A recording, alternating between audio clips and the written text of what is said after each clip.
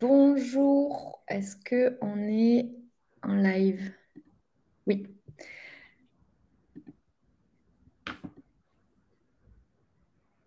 Bonjour à tous. Merci d'être présents pour la troisième session dédiée au sujet de la communauté pour faciliter la phase de discovery.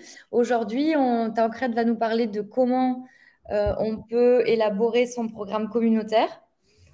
Tancred, est-ce que es avec nous? Ouais, je suis avec toi. Je suis bien là. Super, ça va? Bon, ouais, très bien et très content d'être là pour cette troisième édition. C'est un sujet intéressant qui fait vraiment suite aux deux premiers qu'on a abordés.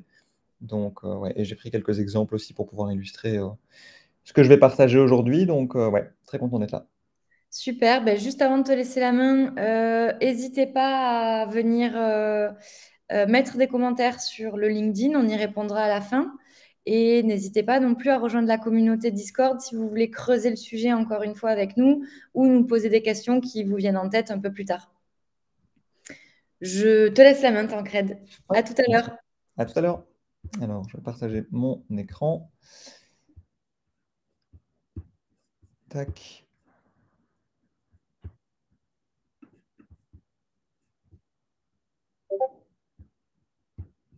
Alors, attends. Voilà. Ici, on voit bien mon écran. Je vais me mettre en format slideshow. Et voilà. Du coup, comme Lisa l'a expliqué, aujourd'hui, le sujet, ça va être de parler de comment faire pour élaborer son programme communautaire. Donc ici, pour vous rappeler, reposer un peu le contexte, on a 4 événements qui portent sur la création de communautés. Ici, c'est le troisième. Le 1er sujet qu'on avait abordé, c'était vraiment les bases du community building. Comment faire pour enfin, quelles étaient les bases du community building? En fait, qu'est-ce que c'était qu'une communauté? Qu'est-ce qui va faire la différence entre une communauté et une audience? Comment faire pour fixer l'objectif qu'on va atteindre avec sa communauté? Donc ça, c'était vraiment l'objectif de la première séance, du premier live qui est disponible sur la page LinkedIn de Design Shot, pour vraiment partir d'une bonne base et savoir de quoi on parle quand on parle de community building et de création de communauté. La semaine passée, suite à ça, on a expliqué comment faire pour lancer sa minimum viable community, comment faire pour sélectionner ses premiers membres, comment faire pour avoir un noyau dur de premiers membres qui va être engagé, et surtout comment faire pour choisir sa plateforme communautaire. On a vu qu'il y avait plusieurs possibilités, Facebook, WhatsApp, Messenger, Slack, Discord, voire des plateformes spécialisées comme Community ou Circle ou même Melting Spot. Maintenant, ce qu'on va voir aujourd'hui, c'est comment faire pour élaborer son programme communautaire. Parce qu'en fait, à partir du moment où on a une plateforme, on a des premiers membres qui sont dessus, et on sait quel est l'objectif qu'on veut atteindre, bah, il va encore falloir apporter de la valeur à nos membres, il va encore falloir animer la communauté, il va falloir apporter quelque chose à nos membres pour que la communauté puisse grandir et qu'au final, on puisse atteindre notre objectif. Et c'est exactement ce qu'on va voir aujourd'hui, c'est comment faire pour élaborer son programme communautaire pour construire une communauté engagée et remplir l'objectif communautaire qu'on s'est fixé euh, au début. Ici, ce qu'on va voir aujourd'hui, comment j'ai structuré cette présentation, je vais expliquer pourquoi il faut partir de son objectif communautaire pour élaborer son programme, et je vais illustrer avec deux exemples concrets, et on en verra d'autres si jamais on a le temps. Donc je vais illustrer avec la communauté que moi j'ai construite parce que ça me semblait être le plus pertinent et c'est là-dessus que j'ai le plus de choses à dire. Donc Sortlist, je vais un petit peu présenter comment j'ai élaboré le programme communautaire de ma communauté que j'ai construit pour Sortlist. On va voir comment est-ce que j'ai fait ça en basant le programme majoritairement sur la création de contenu, donc du contenu qu'on va produire pour les membres avec des événements privés et de la curation de contenu, mais aussi du contenu qu'on va produire avec les membres, que ce soit des podcasts ou des lives LinkedIn et des lives YouTube, parce que c'est quelque chose qui peut leur apporter de la valeur et on verra pourquoi. Deuxième exemple que j'ai sélectionné, c'est Rafa, qui, eux, ont une stratégie d'animation par les événements. Donc, c'est une stratégie d'animation qui est totalement différente de celle qu'on a chez Sortlist, parce que c'est deux communautés qui ont des objectifs différents, et donc forcément, la manière dont les communautés vont être animées vont pas être les mêmes. Donc, c'est un petit peu ça qu'on va voir aujourd'hui. Pour rappel, pourquoi est-ce qu'il faut partir de son objectif communautaire? Alors, à la base, il y avait 6 objectifs, hein, je vous rappelle les 6 objectifs d'une communauté, enfin qu'on peut se fixer avec une communauté. Support, produit, acquisition, contenu, engagement, succès. Je vous invite à consulter le tout premier live qu'on avait fait avec Design Shot pour, si jamais vous voulez creuser le sujet.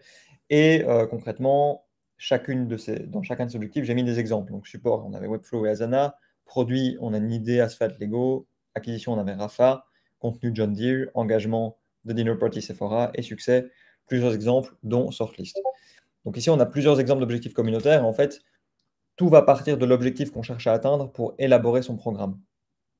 Ici, donc comme je dis ici, la structure va dépendre de l'objectif qu'on veut atteindre et on va partir avec les exemples de Sortlist et du Rafa Cycling Club pour voir comment eux ont fait pour élaborer leur programme communautaire. Donc Sortlist, on a un objectif de succès.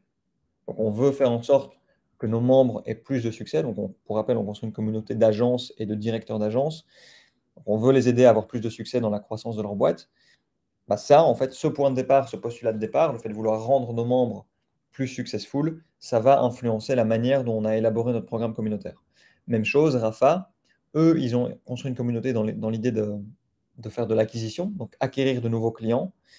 Cet objectif-là, il est différent de celui qu'on s'est fixé chez Sortlist. Et donc, la manière dont ils ont élaboré leur programme communautaire n'est pas du tout la même que celle qu'on a adoptée chez Sortlist. Donc, on voit en fait que l'objectif qu'on va chercher à atteindre va influencer la manière dont on va animer la communauté. Rentrons dans le vif du sujet. Comment est-ce qu'on fait pour animer une communauté de type succès? Comment est-ce qu'on fait ça chez Sortlist? Nous, on a utilisé deux piliers. On va commencer à créer du contenu pour les membres, pour leur apporter de la valeur, pour échanger sur des sujets qui font sens pour eux et qui font sens par rapport aux problématiques qu'ils peuvent avoir en tant que directeur d'agence. Et on va aussi créer du contenu avec eux pour les mettre en avant sur leurs expertises et faire en sorte qu'ils aient plus de visibilité. Puisque quand on est directeur d'agence, euh, le nerf de la guerre, c'est de pouvoir trouver des clients, pouvoir générer des leads.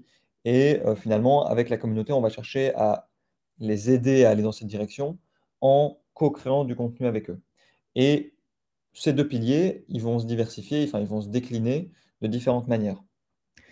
Typiquement, pour le contenu qu'on va produire pour les membres, dans l'idée de leur apporter de la valeur, on va faire ça avec des conférences privées et de la curation de contenu.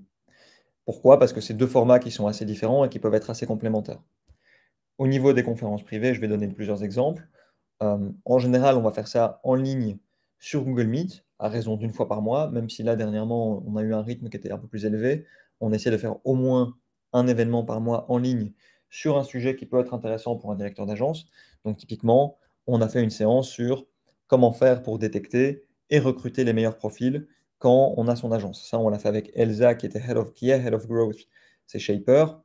Shaper, c'est quoi? C'est une boîte qui va aider les entreprises à recruter les meilleurs profils. Donc Elsa est venue, elle a présenté à la communauté comment on pouvait faire nos membres pour attirer les meilleurs talents, comment faire pour les recruter, comment faire pour rédiger une offre d'emploi qui est attirante, comment faire pour rédiger une job description qui va donner envie de la lire et qui va donner envie de postuler. On a aussi fait une séance avec Mathieu Stéphanie, qui est le cofondateur de l'agence Cosa Vostra, mais qui est aussi le créateur du podcast Génération Do It Yourself, qui est l'un des plus gros podcasts francophones indépendants, qui génère plusieurs centaines de milliers d'écoutes par mois.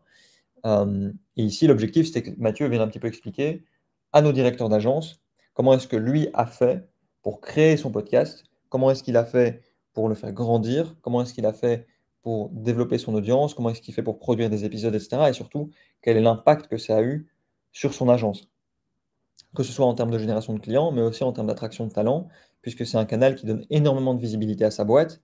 Donc l'idée, c'était un petit peu d'inspirer nos propres directeurs d'agence qui font partie de notre communauté pour leur donner des idées et éventuellement les motiver à lancer leur propre podcast, parce que ça peut avoir de l'impact sur l'entreprise. Autre exemple, on a fait une séance avec Théo Lyon, qui est le fondateur de l'agence Social Ads Kudak, et ce que lui est venu expliquer, c'est comment est-ce qu'il a fait pour construire sa personal brand sur LinkedIn et sur YouTube en tant que directeur d'agence. Et donc, en fait, les membres ont pu lui poser toutes leurs questions. Et là, ce qu'on est ressorti, c'est comment est-ce qu'il fait pour avoir des idées de posts à publier sur LinkedIn, comment est-ce qu'il fait pour créer des vidéos YouTube de manière efficace, comment est-ce qu'il fait pour collaborer avec des monteurs, des éditeurs, pour produire des vidéos à la chaîne. Et surtout, encore une fois, de la même manière que Mathieu, quel est l'impact que ça a eu sur son agence et qu'est-ce que ça lui a permis de faire en termes d'attraction de projet, en termes d'attraction de talent, etc. Tous ces événements, donc, ils ont lieu sur Google Meet. Pourquoi? Parce que l'idée, c'est d'avoir un moment interactif. L'idée, c'est que nos membres puissent non seulement écouter l'intervenant qu'on a invité, mais qu'ils puissent aussi lui poser des questions en direct pour qu'on ait un échange qui soit vraiment dynamique et que nos membres aient une sensation de privilège, qu'ils se sentent privilégiés par rapport au contenu qu'on va leur proposer. Et donc, en général, ça dure 1 heure, de 13h à 14h. Et alors, c'est assez variable. Soit on a 30 minutes de présentation et puis 30 minutes de questions-réponses. ou alors 45 minutes de présentation et puis 15 minutes de questions-réponses. C'est assez variable et c'est en général des moments qui sont assez informels avec des sujets qui sont intéressants pour les membres de notre communauté. Tout ça, ça a lieu en live, tout ça, ça a lieu en direct. Maintenant, le souci, c'est que nos membres, ils peuvent pas forcément être présents. Ils peuvent pas forcément être là au moment où le live a lieu. Et donc, ce qu'on fait, c'est qu'on va tout enregistrer et on va rendre ça disponible en replay, donc en VOD, sur un espace Notion. Donc, tous nos membres, tous les membres qui décident de rejoindre notre communauté, ils ont accès à une librairie de contenu pour pouvoir consulter les replays des événements qu'ils auraient manqués. Et ils vont aussi avoir accès, comme on le voit ici, à un résumé écrit qui va condenser tous les conseils et toutes les informations qui ont été données pendant l'événement. Aujourd'hui, nous, cette librairie de contenu, on a plus d'une dizaine d'événements qui sont disponibles, donc une dizaine de replays et une dizaine de notes écrites auxquelles nos membres peuvent accéder quand ils le souhaitent, sur des sujets hyper variés. Donc là, j'en ai mentionné quelques-uns, mais on pourrait aussi mentionner un événement qu'on a fait avec Iconoclast sur la vente. Comment est-ce que nos membres peuvent devenir de meilleurs commerciaux et comment est-ce qu'ils peuvent faire pour mieux convertir les clients qui viennent chez eux pour un éventuel projet. On a fait un événement avec Maki qui développe un outil de recrutement pour que nos membres puissent savoir comment faire pour construire un processus de recrutement efficace avec des étapes qui sont fluides et surtout qui fournissent une bonne expérience aux personnes qui vont postuler chez elles, donc au sein des agences qui font partie de la communauté. On a aussi fait un événement avec Scalapay. Scalapay qui est un outil qui permet de payer en plusieurs fois sur les boutiques en ligne, parce qu'on a des agences e-commerce qui font partie de la communauté, et c'était pertinent pour elles de savoir si le fait d'utiliser Scalapay pouvait être intéressant pour leurs propres clients, et si ça pouvait aider leurs clients à mieux convertir et à mieux vendre. Donc on essaie vraiment d'avoir des événements qui sont qui portent sur plein de sujets différents et qui peuvent apporter de la valeur à nos membres, que ce soit pour grandir leur agence, pour faire grandir leur agence, pour attirer des talents, ou aider leurs propres clients à avoir plus de succès. Le tout, évidemment, comme je l'ai dit, est disponible en VOD et à l'écrit sur une bibliothèque Notion. Autre chose qu'on va faire, c'est qu'on va publier tous les vendredis 5 ressources externes qui peuvent apporter de la valeur à nos membres. Ici, l'idée, c'est que tous les vendredis, on a un rituel où les membres savent qu'ils vont recevoir 5 contenus qu'on n'a pas produits chez nous, c'est ce qu'on n'a pas forcément produit chez nous chez Sortlist, mais qui vont pouvoir les aider d'une manière ou d'une autre. Donc ici, par exemple, j'ai été leur décoter le forum de Stack Overflow, qui est un forum dédié aux développeurs. Donc ils ont créé un espace qui est dédié aux devs, où ils peuvent se poser des questions ultra techniques et s'entraider sur des sujets ou des problèmes qu'ils auraient. Pourquoi est-ce qu'on a partagé cette ressource? Parce que nous, dans la communauté, on a des agences qui ont des développeurs web, qui créent des sites web, et typiquement, ce genre de ressources peut aider leur équipe. Autre exemple, on a des agences e-commerce, comme je l'ai mentionné, j'ai été leur trouver 15 templates de SMS et de messages WhatsApp que les agences peuvent utiliser pour maximiser la rétention de leurs clients. Donc, admettons qu'une agence e-commerce doive développer une boutique en ligne pour une entreprise, ce genre de template SMS et de messages WhatsApp, ça peut leur être utile pour essayer de maximiser la rétention des utilisateurs qui vont se rendre sur cette boutique en ligne. Troisième exemple, The Alliance, une agence de recrutement pour aider les agences, forcément, à recruter les meilleurs talents. Donc, encore une fois, ça, c'est tous les vendredis, 5 ressources externes. Et une fois qu'on a partagé ces ressources sur Slack, qui est la plateforme communautaire qu'on a choisi chez Sortlist, on va tout compiler sur un espace Notion qui va regrouper toutes les ressources qu'on partage chaque semaine. Donc chaque semaine, cette bibliothèque Notion, elle s'enrichit et elle a de plus en plus de contenu qui est disponible pour nos membres. Et donc on va y retrouver des vidéos, des articles, des podcasts, mais aussi des threads Twitter, des posts LinkedIn, des outils, des documents PDF qui sont téléchargeables, etc.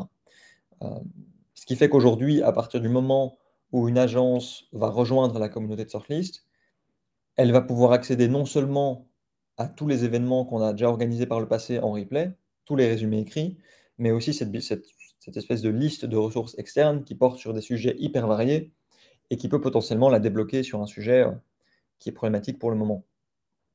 Donc ça, c'est vraiment le premier pilier de notre programme communautaire qui vise à apporter de la valeur à nos membres, c'est du contenu qu'on va produire pour eux, pour leur apporter de la valeur sur des sujets qui sont pertinents dans la vie d'une agence.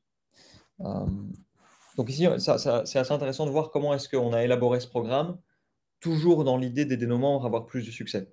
Parce qu'en fait, c'est ça qui va driver les initiatives qu'on prend.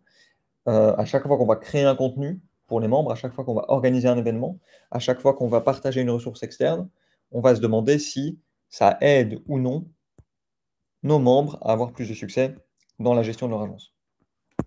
Et ça, cette logique, on l'a aussi avec le contenu qu'on va produire avec eux, parce qu'on pense vraiment que co-créer du contenu avec nos membres, ça va les aider à avoir plus de succès parce qu'ils vont être mieux mis en avant, parce qu'ils vont construire leur marque, parce qu'ils vont pouvoir se positionner sur leur secteur d'expertise en tant que référence.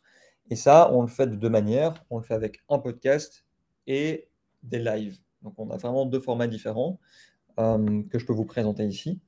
Notre podcast, le principe est assez simple. On va produire 2 épisodes par mois et chaque épisode va venir répondre à une question dans lequel on va retrouver plusieurs réponses qui viennent de plusieurs membres différents. L'idée, c'est qu'on donne la parole à nos membres sur des questions qui font sens par rapport à leur expertise et que chaque épisode regroupe les réponses de plusieurs personnes pour que notre audience, donc la personne qui va écouter ce podcast, puisse se faire une idée et avoir une diversité de points de vue. Je vais prendre un exemple pour illustrer. Admettons qu'on produise un épisode sur la question de savoir quelles sont les erreurs à éviter quand on crée un site web en tant qu'entreprise. Ça va être la thématique de l'épisode. Et au sein de cet épisode, on va avoir la réponse de Julien, on va avoir la réponse de Nicolas, on va avoir la réponse de Dimitri, qui vont chacun donner leur opinion par rapport à la thématique. Donc, ce qui va donner à la fin un épisode de 35-40 minutes qui pose une question bien précise et on va avoir l'opinion, le point de vue de 3 experts différents. C'est win-win. Les experts, eux, ils se positionnent sur un sujet qui fait sens par rapport au type de projet qu'ils acceptent au sein de leur agence. Et pour l'audience qui va écouter cet épisode, en 30-45 minutes, euh, la personne va avoir le point de vue de 3 experts différents et va vraiment pouvoir se faire un avis éclairé sur le sujet. Et derrière, quand elle aura vraiment besoin de lancer son site, quand elle aura vraiment besoin de lancer son site web, quand elle viendra vers une agence, elle sera bien plus éduquée et la personne saura un peu plus comment aborder le projet et comment faire un briefing de qualité. C'est vraiment l'idée qu'on a derrière ce podcast. Donc, comme je l'ai mentionné, on le publie 2 fois par mois, donc 2 épisodes par mois, sur Spotify, Apple Podcast, Google Podcast, enfin toutes les plateformes de streaming. Et ensuite, ces épisodes de podcast, ils vont être recyclés en format PDF qu'on va pousser sur LinkedIn. Donc, l'idée ici, ça va être de résumer les opinions qui sont données dans chaque épisode, de mettre en avant chaque membre, et ensuite de mettre ça sur LinkedIn pour non seulement donner de la visibilité aux membres qui ont participé à l'épisode, mais aussi pour générer des écoutes vers Spotify, vers Apple Podcast, vers Google Podcast, pour aider nos agences à être plus visibles. Donc ici, je mentionnais le premier exemple. Donc, comment faire pour créer un site internet? C'est quoi les critères à connaître pour définir son budget? C'est un exemple différent. Il y avait la réponse de Kylian, de Marie et de Julien. On les met en avant, on résume ce qu'ils ont partagé, et derrière, on renvoie les gens sur notre chaîne Spotify pour que ça génère des écoutes, tout simplement. Et ensuite, on va un pas plus loin. Ces épisodes de podcast, ils vont aussi être inclus dans nos différents articles de blog. Donc, on a un blog chez Sortlist qui rank pas mal, qui génère pas mal de trafic. On a des articles qui sont bien positionnés sur des mots-clés pertinents. Pour enrichir le contenu, on va inclure ce podcast à l'intérieur pour l'enrichir et aussi donner encore plus de visibilité aux agences qui font partie de la communauté. Et on va également le partager dans une newsletter. Donc, en fait, sur notre blog, les gens ont la possibilité de s'inscrire pour recevoir une newsletter sur le sujet du marketing, enfin des sujets variés, dont le marketing. Et on va inclure le podcast dans cette newsletter qui est envoyée à nos abonnés. Toujours dans cette idée de mettre en avant les membres, pour qu'ils puissent se construire une réputation et pour qu'ils puissent se positionner comme experts sur ce qu'ils font. Donc ça, c'est le premier format. Et le deuxième format, ça va être des lives qu'on peut faire soit avec un, soit avec 2 membres pour débattre autour d'un sujet qui va encore une fois être lié à leur expertise. Donc ici, ce n'est pas un format podcast, c'est un format vidéo qu'on va faire sur YouTube et sur LinkedIn. Donc ici, je vous ai mis un exemple de live qu'on avait fait avec Sydney et Camille. Donc Sydney, qui est le fondateur d'une agence qui s'appelle Nemesis et qui est spécialisée en branding. Camille, qui est directrice conseil branding au sein de l'agence 148. Et ici, forcément, étant donné que le branding, c'est leur expertise, on a décidé d'organiser un live LinkedIn sur les fondamentaux du branding, toujours dans l'idée de les mettre en avant sur leur expertise.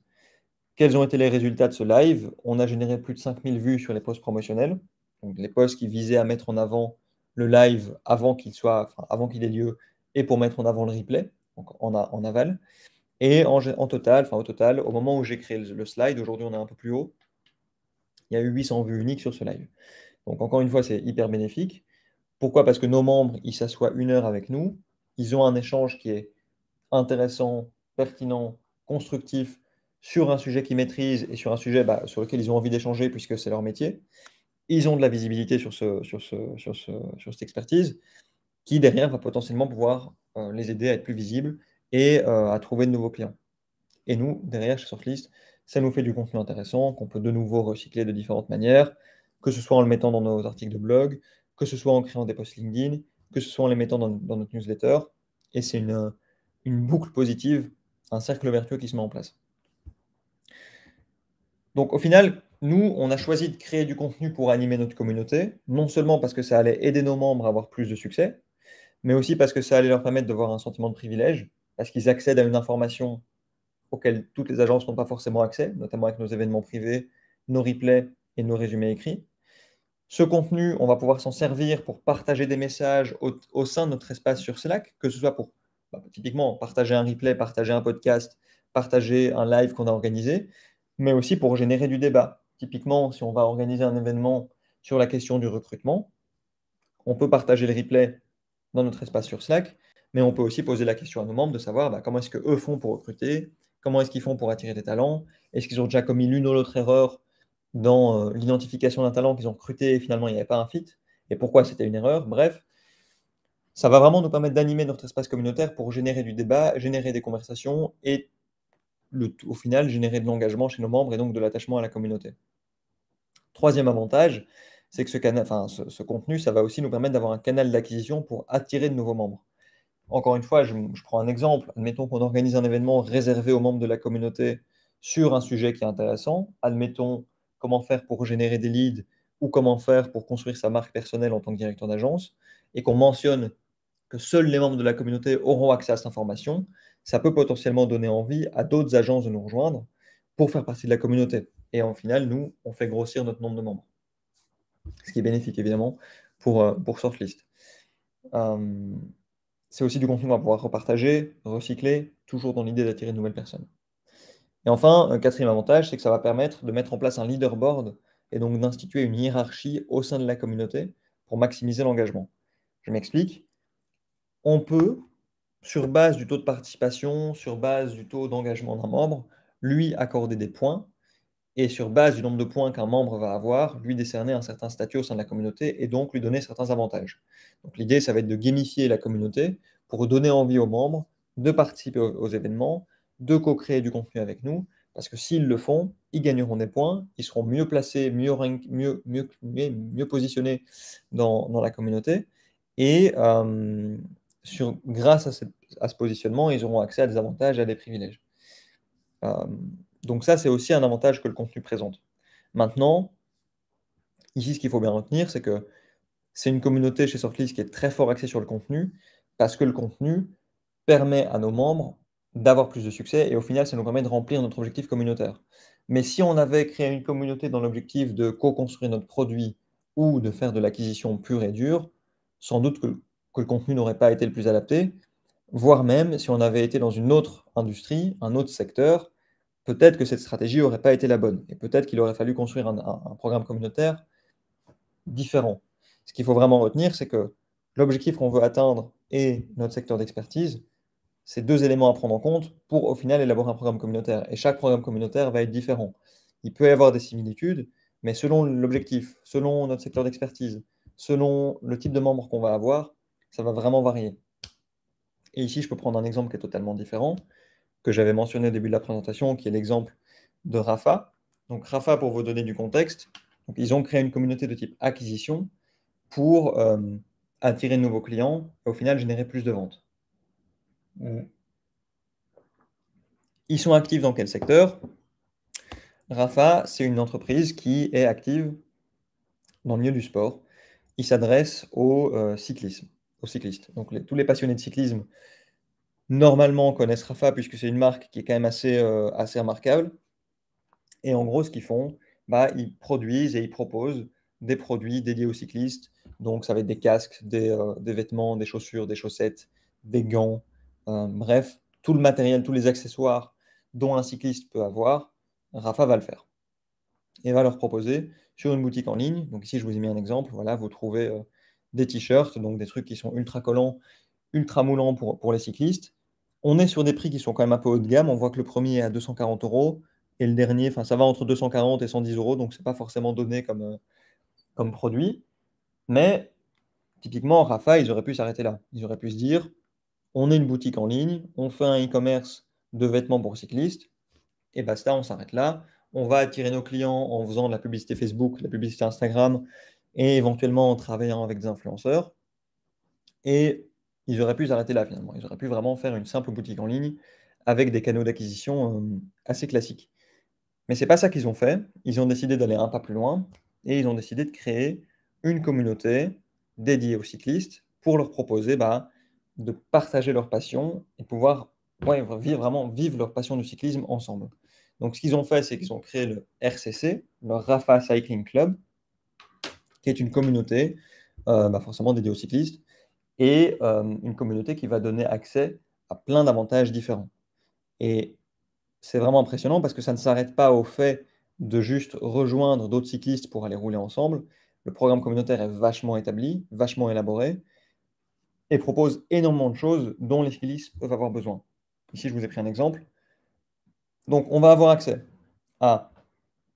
Le mieux, c'est peut-être même que je vous partage le, le site web en direct, que vous voyez un petit peu tout ce à quoi le club donne accès. Je vais essayer de vous trouver la page. Tac, tac, club pour les membres. Ouais, voilà. Donc là, on a tous les accès, tous les avantages qui sont réservés aux membres.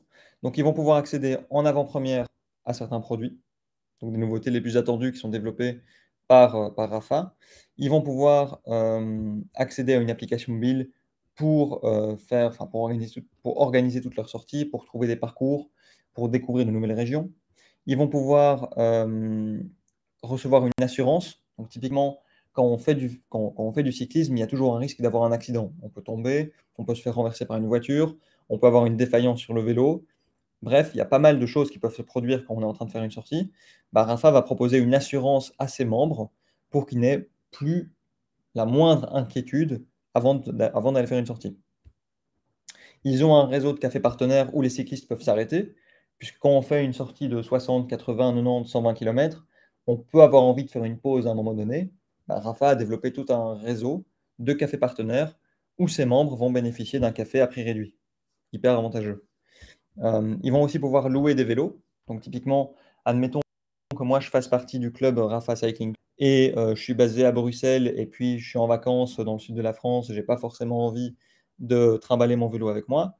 Je peux je peux louer un vélo dans l'un des clubhouses, donc l'un des points de repère entre guillemets de la communauté.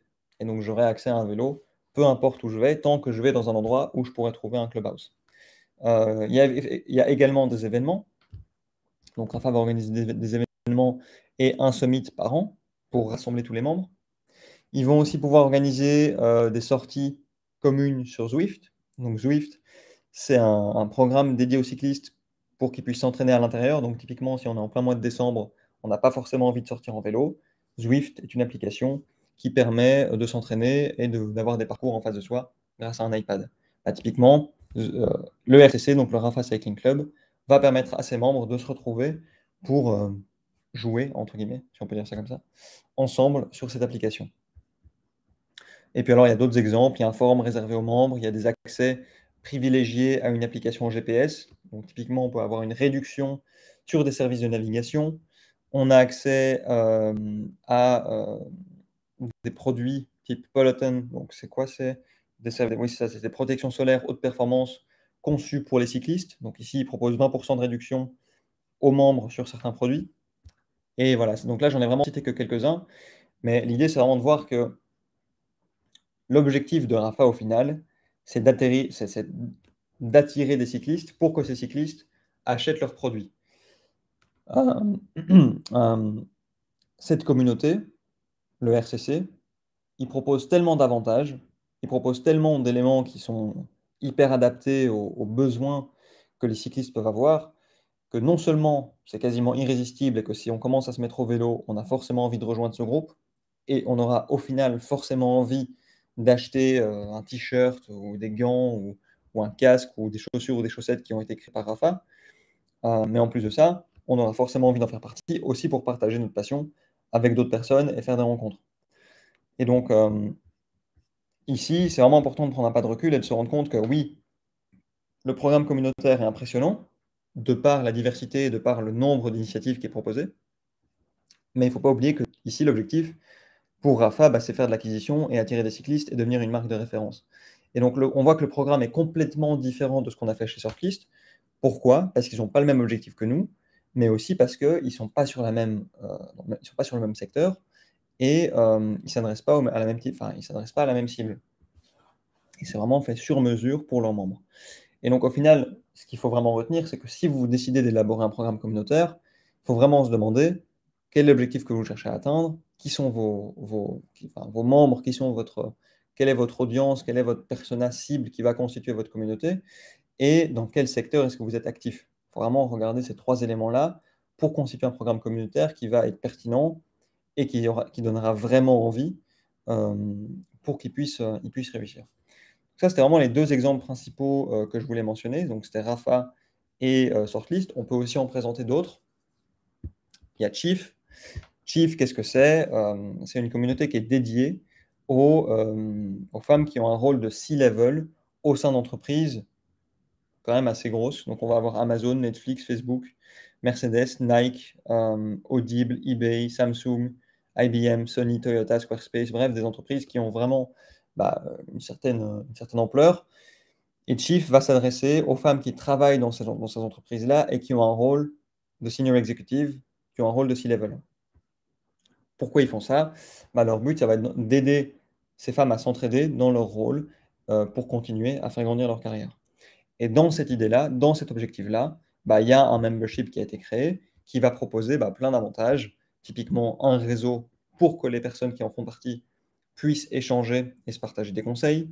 On va avoir des workshops et des conversations sur des sujets qui vont être pertinents pour les membres. Donc, par exemple, un media training. Donc, typiquement, si on a un rôle de C-level chez Mercedes ou chez Nike ou chez Pfizer ou chez Johnson & Johnson, il est possible qu'on soit invité à réaliser une interview. Ça peut être hyper intéressant d'avoir un media training pour être prêt et préparé et réussir cette interview qui pourrait potentiellement être vue par beaucoup de personnes. Il va aussi y avoir voilà, des trainings sur Leading by Empowering Others, The Future of Digital Disruption. En gros, ils vont vraiment organiser des sujets, enfin des masterclass sur des sujets qui vont être pertinents pour leurs membres. Autre exemple, on va avoir des Exclusive Access, donc Power Seat. Il y a certains membres qui vont pouvoir partager leurs conseils et leurs best practices à la communauté de manière générale. Donc, ça va vraiment être des membres ultra, ultra remarquables. La communauté a aussi une plateforme avec différents types de groupes, avec des meet-up pour leur permettre de se rencontrer. Et il y a aussi tout un réseau de Clubhouse, donc d'une manière un peu similaire à Rafa. Chief a développé des partenariats avec des endroits bien précis, où ces membres peuvent se retrouver pour échanger et prendre un café ensemble, pour déjeuner, etc. Et on y a accès uniquement si on fait partie de la communauté. Et donc ici, voilà, on voit Apply, et il y a même un member site qui a été mis en place. Autre exemple que je pourrais mentionner, il y a Sephora qui a sa Beauty Insider Community avec plus de 5 millions de membres et on voit qu'il y a 25 000 personnes en ligne. Ici, le programme communautaire est complètement différent forcément, puisqu'on s'adresse à des personnes qui ont une certaine appétence pour tout ce qui a lieu à la cosmétique et à la beauté de manière générale. Ici, ce qui est assez remarquable, c'est qu'on voit qu'il y a plusieurs types de groupes. Donc typiquement, si on rejoint la communauté, on peut accéder à des groupes liés voilà, aux cheveux, aux ongles, aux yeux, aux lèvres, skincare, complexion, donc tous ceux qui ont des... ouais, il y a Clean Beauty, enfin bref, en gros, il y a plein de sous-groupes différents sur base et thématiques qu'on peut potentiellement aborder. Donc c'est plein de sous-communautés au sein d'une communauté plus importante. Et donc encore une fois, ici, on voit que l'objectif principal de Sephora, c'est de devenir la référence en matière de cosmétiques. Et pour ça, ils ont créé cette communauté où les membres peuvent se retrouver sur base de sujets bien précis et échanger et poser leurs questions par rapport à ces sujets-là. Autre exemple que j'avais mentionné la dernière fois, Lego Ideas, ils ont dans l'idée de co-créer des produits avec les membres de leur communauté. Et donc pour ça, ils ont créé un site web où leurs membres peuvent soumettre leur idée Une fois qu'ils ont soumis leur idée, ils doivent la construire avec des blocs de Lego qu'ils ont à la maison pour ensuite en prendre des photos et montrer à quoi ça pourrait ressembler. Ils vont publier ça sur le site web de Lego Ideas et si jamais cette idée reçoit suffisamment de votes, eh bien, Lego s'engage à la produire. Et puis ça s'accompagne d'autres types d'initiatives qui font partie de la communauté. Ils vont aussi organiser des activités. Donc admettons qu'on soit fan enfin on soit fan de Lego, on peut rejoindre cette communauté pour échanger avec d'autres personnes qui sont aussi fans de Lego. On peut rejoindre des contests, donc des concours, et effectivement coproduire des idées avec la marque. Et on voit qu'ils ont mis ça de manière assez intéressante. Donc ils ont mis voilà, le temps que ça prend aux membres. Donc les activités, ça va être rapide. Les concours, ça va être moyen. Et puis Product ID, ça peut être très très long. Et on voit le niveau. Donc admettons qu'on veut participer à une activité. Si on est débutant, on peut y participer. Si on veut participer à un concours, il faut qu'on ait un niveau intermédiaire. Et si jamais on va soumettre une idée, il faut quand même qu'on soit assez expérimenté pour proposer quelque chose d'intéressant. Donc voilà, ça c'est un peu les exemples que je voulais mentionner. Je pourrais aussi mentionner The Dinner Party, mais ici, l'idée c'était vraiment de transmettre une chose importante, c'est que la manière dont on va élaborer ce programme, en fait, tout part de l'objectif communautaire. Donc on en revient au modèle Spaces, support, produit, acquisition, contenu, engagement, succès. On choisit l'objectif qu'on veut atteindre avec cette communauté. On liste les fonctionnalités qui permettront de remplir cet objectif. Donc admettons qu'on veut faire de l'acquisition, quelles sont les fonctionnalités, quelles sont les initiatives qu'on pourrait créer dans la communauté pour atteindre cet objectif. Donc, si on fait de l'acquisition, ça pourrait être organiser des événements pour convaincre les membres de venir nous rejoindre. Ça pourrait être créer du contenu euh, pour attirer nos membres, donner de la visibilité à la communauté. Ça pourrait être, comme on l'a vu avec Rafa, proposer des assurances, donner accès à un réseau de cafés partenaires, donner accès à des réductions sur des objets qui font sens pour les membres qui vont constituer notre communauté. Donc, typiquement, on l'a vu avec les produits de protection solaire ou les produits de navigation GPS pour obtenir une réduction.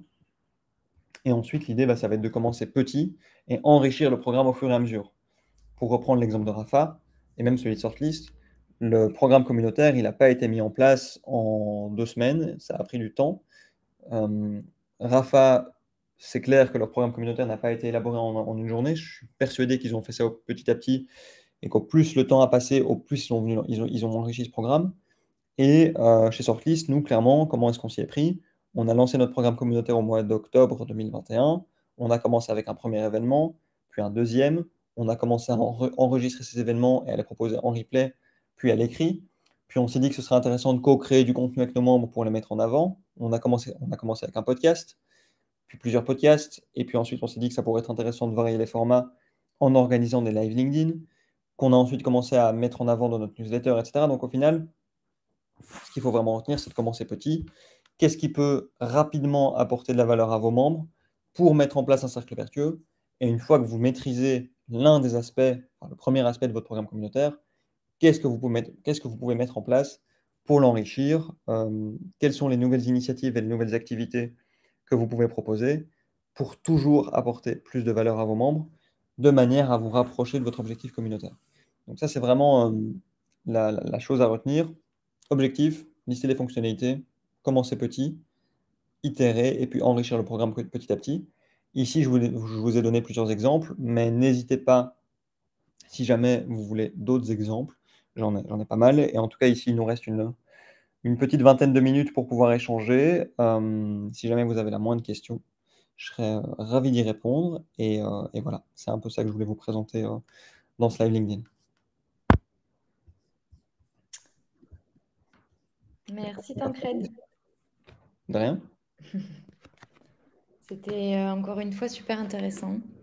Merci. J'ai demandé s'il y avait des questions. Pour l'instant, il n'y a pas de... Mhm. Il n'y en a pas, mais comme il y a un petit peu de lag entre les... Ouais, il y a un petit peu de lag, il y a toujours un peu de latence avec le live. Mais dans tous les cas, ouais, je suis aussi sur le Discord de la communauté, donc si jamais il y a la moindre question, toujours ravi de pouvoir échanger. Carrément. En attendant de voir s'il y a des questions, la semaine prochaine, c'est la dernière session.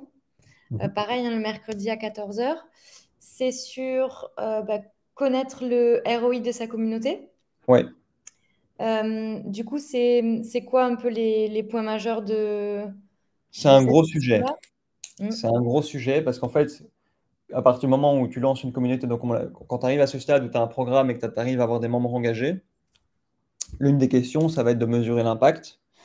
Et c'est vraiment pas évident. C'est comme une stratégie de contenu. Quand, quand tu mets en place une stratégie de contenu, c'est aussi pas évident de savoir quel est l'impact du contenu, qu'est-ce que ça rapporte à ton entreprise. Tu peux te dire oui, ça nous rend plus visible, oui, ça nous permet de construire notre marque, mais c'est super compliqué de le mesurer avec des chiffres complets, enfin avec des chiffres concrets.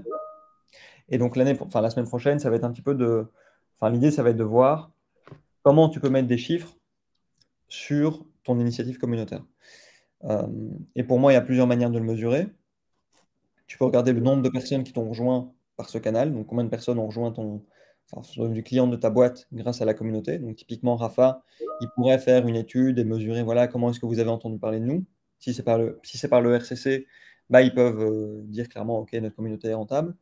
Ils peuvent mesurer le taux de retour, le taux de rétention, combien de fois est-ce qu'une personne revient aux événements, combien de fois est-ce qu'une personne est engagée. Ça, c'est des pistes qui peuvent te permettre de mettre des chiffres sur ton investissement communautaire. Mais effectivement, c'est pas forcément évident. On en parle la semaine prochaine. Oui, bien sûr. Du coup, il y a Nicolas qui pose une question. Combien de personnes animent la communauté Ouais. Shortlist? Alors, je suis tout seul, donc je m'occupe de la communauté en full time. J'ai commencé à plein temps au mois d'octobre 2021, donc ça va faire 9 mois.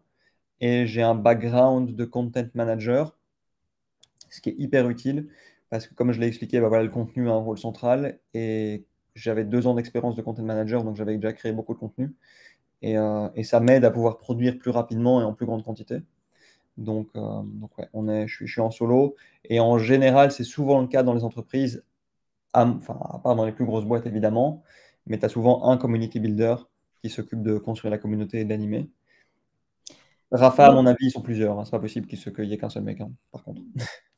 Et nous, pour un client qu'on accompagne aussi, on a fait un binôme avec un community builder et un UX researcher pour commencer à poser un peu la structure de la communauté. Et je pense qu'à terme, ça sera peut-être un seul et même profil qui aura ces deux casquettes. Ouais, mais effectivement, c'est important que tu aies au moins une personne full-time euh, parce qu'il faut que quelqu'un prenne le Oui, projet à bras-le-corps. On ouais, avait c'est sûr. testé, nous, de le faire en équipe au tout début. On avait une équipe de 5-6 personnes qui le faisaient après leurs heures. Le problème, c'est que tu n'as pas de lead, tu n'as pas quelqu'un qui construit le programme en étant en collaboration étroite avec les membres. Et au final, ça décolle pas. Et donc, c'est vraiment important d'avoir quelqu'un au moins full-time au tout début. Et puis, éventuellement, de faire grossir l'équipe quand ça devient vraiment, vraiment ingérable. Et est-ce que tu utilises des outils en particulier pour... Ouais, ouais, il y a pas mal d'outils différents que j'utilise. Donc, comme je l'ai mentionné, mes membres, ils sont sur Slack. Pour la structure, enfin, regrouper tout le contenu que je produis, c'est sur Notion. Ce qui est très bien en fait, parce que Notion, ça coûte quasi rien. En tout cas, tu as une version gratuite, tu peux aller très loin avec la version gratuite. Et derrière, ton abonnement ne va pas être très cher. Et ce qui est très bien, c'est que tu peux créer des pages Notion et puis les partager via un URL, ce qui fait que c'est hyper facile pour créer des mini-pages ou des mini-sites web. Donc Notion a un rôle central pour moi. Pour tout ce qui est production de podcast, ça se fait en distanciel via Google Meet et puis je fais le montage avec iMovie, très simple. Ok. Canva, c'est pour tous les visuels, donc tous les visuels des événements, tous nos templates, c'est sur Canva. Ça, c'est les outils principaux. Est-ce que j'oublie rien? Pour les live LinkedIn, j'utilise Melon, donc qui est une solution similaire à celle qu'on utilise ici, qui est Restream. Les deux sont très bien.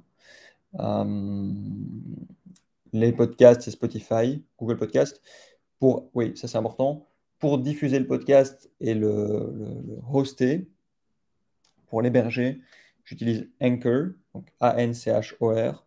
Et en fait, quand tu publies un épisode de podcast sur cette plateforme, elle le publie automatiquement sur Spotify, Apple Podcasts, etc. Et la plateforme est gratuite, mais il y a plein d'alternatives. Il y a notamment Mm. Ocha qui est vachement bien, AUSHA. Voilà, quelques outils Slack, Notion, encore, euh, Google Meet, euh, Canva. Ok, bah écoute, Des outils que merci j'utilise. beaucoup. Je crois qu'il n'y a plus de questions du coup. Donc, merci encore aux participants et puis à la semaine prochaine pour la dernière session. Bonne Ouais. semaine à tous. Bonne semaine à tous. Ciao.